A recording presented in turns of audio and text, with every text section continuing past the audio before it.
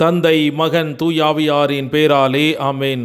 ஆன்ம வழிகாட்டி மார்ச் மாதம் 25ஆம் தேதி புதன்கிழமை. குடும்பங்களின் பாதுகாவலரான புனித சூசையப்பரை நோக்கிய நமது இறைவேண்டல். புனித சூசையப்பரே, உம் அடைக்கலம் மிகவும் மகத்தானது, வல்லமை மிக்கது, இறைவனின் சந்நிதியில் உடனடி பலனளிக்க வல்லது. எனவே என் ஆசைகளையும் எண்ணங்களையும் உம் அடைக்கலத்தில் வைக்கிறேன். உம் வல்லமை மிக்க பரிந்துரையால் உம் திருமகனும் எங்கள் ஆண்டவருமாகிய இயேசுவிடம் எங்களுக்கு தேவையான எல்லா ஆன்ம நலன்களையும் பெற்றுத்தாரும். இதன் வழியாக மறு உலகில் உமக்குள்ள ஆற்றலை போற்றி எல்லாம் வல்ல தந்தையாக இறைவனுக்கு நன்றியும் ஆராதனையும் செலுத்த கடவேன். புனித சூசையப்பரே, உம்மையும் உம் திருக்கரங்களில் உறங்கும் இயேசுவையும் சதா காலமும் எண்ணி பூரிப்படைய தயங்கியதில்லை. இறைவன் உம் மார்பில் சாய்ந்து தூங்கும் வேளையில் அவரை தொந்தரவு செய்ய விரும்பவில்லை. உம் மார்போடு அவரை என் பொருட்டு இணைத்து அணைத்து கொள்ளும். என் பெயரால் அவருக்கு நெற்றியில் முத்தமிடும். நான் இறக்கும் தருணத்தில் அந்த முத்தத்தை எனக்கு தரும்படி கூறும். மரித்த விசுவாசிகளின் ஆன்ம காவலனே, எங்களுக்காக மன்றாடும். லூக்கா நற்செய்தி 1ஆம் அதிகாரம் 35வது இறைவார்த்தை. வானதூதர் அவரிடம், தூய ஆவி உம்மீது வரும், உன்னத கடவுளின் வல்லமை உம்மேல் நிழலிடும். ஆதலால் உம்மிடம் பிறக்கப் போகும் குழந்தை தூயது, அக்குழந்தை இறைமகன் எனப்படும். இது கிறிஸ்து வழங்கும் வாழ்வு தரும் நற்செய்தி. கிறிஸ்துவே உமக்கு புகழ்.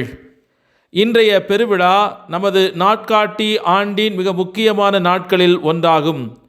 கிறிஸ்து பிறப்பு தினத்திற்கு 9 மாதங்களுக்கு முன்பு மார்ச் மாதம் 25ஆம் தேதி அன்று புனித கன்னிமரியாவின் கருப்பையில் கடவுளின் மகன் அவதரித்ததை நாம் கொண்டாடுகிறோம்.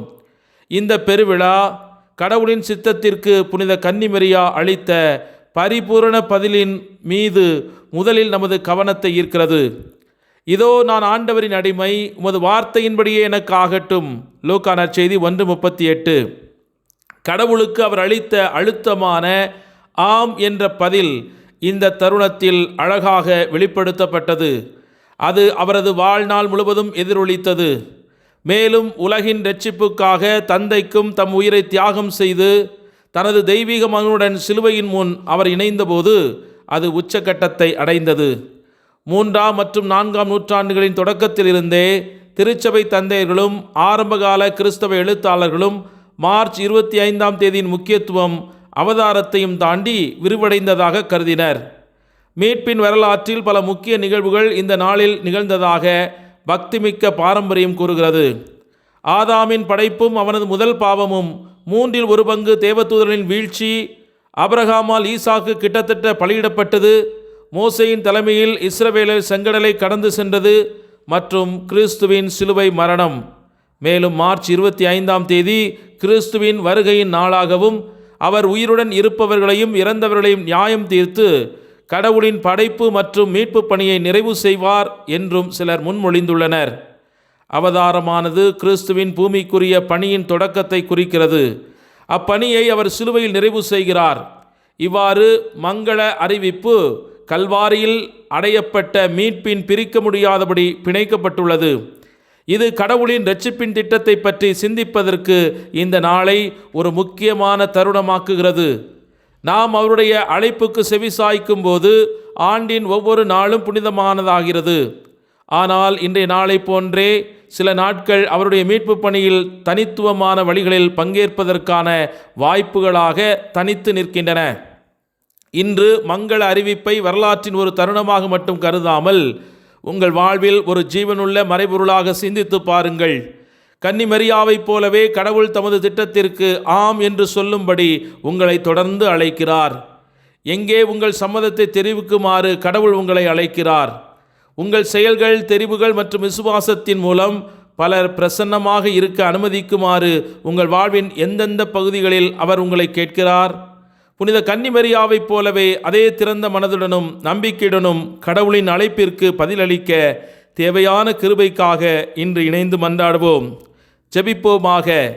எங்களை எந்நாளும் கைவிடாமல் கைதூக்கி விடுத்தும் எங்கள் அன்பு தெய்வமே இறைவா, உம்மை நன்றி நிறைந்த உள்ளத்தோடு போற்றி துதித்து ஆராதிக்கிறோம். எங்களுக்காக யாவையும் செய்து முடிக்கின்றவரே, உமக்கே கோடி ஸ்தோத்திரம் அப்பா. எல்லாம் வல்லவரின் நிழலில் தங்கி இருப்போர் நற்பேறு பெற்றோர் என்ற வார்த்தைக்கு இணங்க உமது திருநிழலில் தங்கி உம்முடைய பாதுகாப்பில் அமைதியாய் இளைப்பாறுவதற்கு வாய்ப்பு தந்தீரே, உமக்கு நன்றிகள் பல. நான் உமது கைவினை பொருள் என்பதை எப்போதும் நீர் நினைவு கூர்ந்தருளும். உமது கரத்தினால் தான் நான் அழகு பெறுகிறேன், உம்முடைய கரத்தினால் தான் நான் பயனுள்ளவனாக மாறுகிறேன், உம்முடைய கரத்தினால் தான் பலம் பெற்றவனாக மாறுகிறேன். அப்பா, அன்னை மரியாளைப் போல உமது கரங்களில் என்னை தவழ்வதற்கு ஒப்பு கொடுக்கிறேன். அவருடைய ஆம் என்ற பதில் இருப்பினால் இந்த உலகத்தின் மீட்பு தொடங்கியதைப் போல உம்முடைய திட்டத்திற்கு மனம் உவந்து ஆம் என்ற பதிலளிக்கும் வரத்தை எங்களுக்கு தாரும். எங்களுடைய அறிவு, திறமை, அழகு, வசதி வாய்ப்புகள், அதிகாரம், உறவுகள் இவற்றிலே நாங்கள் சிக்கி இதற்கெல்லாம் காரணமான உம்மை மறந்து போன தருணங்களுக்காக இன்று மனமருந்தி மன்னிப்பு கேட்கிறோம். உம் கரங்கள் எப்போதும் எங்களை இயக்கட்டும். எமது பிள்ளைகள் வாழ்விலே உமது திட்டங்கள் நிறைவேறட்டும். இன்று நாங்கள் மேற்கொள்கிற பயணங்கள், உழைக்கின்ற உழைப்புகள் மற்றும் பொருளாதார நலன்கள் பாதுகாக்கப்பட உம்மிடத்தில் மன்றாடுகிறோம்.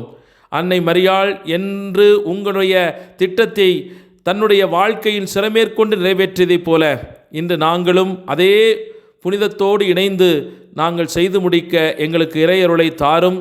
இதோ எங்களுடைய சூழ்நிலைகள் மாறட்டும், போர் சூழல்கள் மாறட்டும், அமைதி நிலவட்டும், மனதிலும் உடலிலும் உள்ளத்திலும் அமைதி நிலவட்டும். உலகத்தில் நடைபெற்று கொடுக்கிற இந்த கொடிய போரினால் நோய்கள் ஏற்படாதவாறு உலகத்தில் இருக்கிற ஒவ்வொரு மக்களுக்கும் உம்முடைய திவ்ய பிரகாசத்தின் ஒளியை அவர்களுக்கு தந்து நல்முறையில் வாழ்ந்து உம்மை மகிமைப்படுத்த இறையருள் அவர்களை தாங்கி வழிநடத்த வேண்டும் என்று உமது நாமத்தில் ஒப்புக் கொடுத்து மன்றாடுகிறோம். எங்கள் ஜீவனுள்ள தந்தையே, ஆமேன். எல்லாமல்ல இறைவன், தந்தை, மகன், தூய் ஆவியானவர் உங்கள் அனைவரையும் நிறைவாக ஆசீர்வதித்து புனிதப்படுத்தி வழிநடத்துவாராக. ஆமேன். இயேசுவுக்கே புகழ், இயேசுவுக்கே நன்றி. மரியே வாழ்க. இயேசுவின் இரத்தம் ஜெயம்.